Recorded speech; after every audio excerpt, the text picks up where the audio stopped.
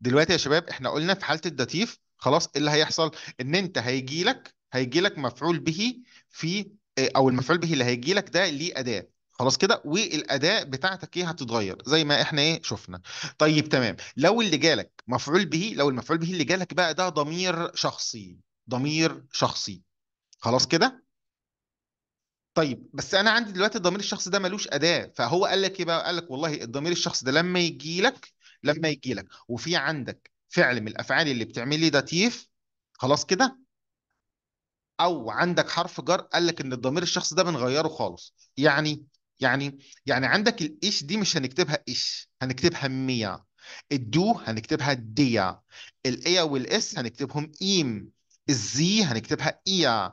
الفيا هنكتبها اونس. الايا هنكتبها ايش. الزي والزي هنكتبهم اينن. تمام كده. طيب تعال ناخد مثال. طبعا هنا انا حاطط لك شويه افعال من الافعال اللي هي بتعمل لي داتيف. خلاص كده، مش كل الافعال دي مطلوب عليك دلوقتي، بس عندك جهورن مطلوب منك، جفالن مطلوب منك، هيلفن مطلوب منك، وعندك اس جيت وعندك دانكن مطلوبين ايه منك.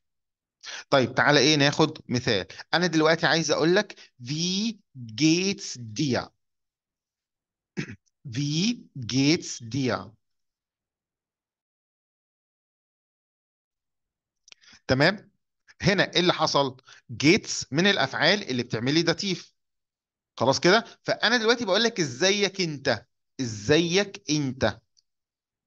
خلاص، فهنا ما ينفعش ان انا اكتب دو، امال بكتب ايه؟ بكتب ديا. خلاص كده. هنا بقول لك الحاجه دي مش عجباني. هم؟ الحاجه دي مش عجباني، فهقول لك ايه؟ das gefällt mir nicht. das gefällt mir nicht. هم؟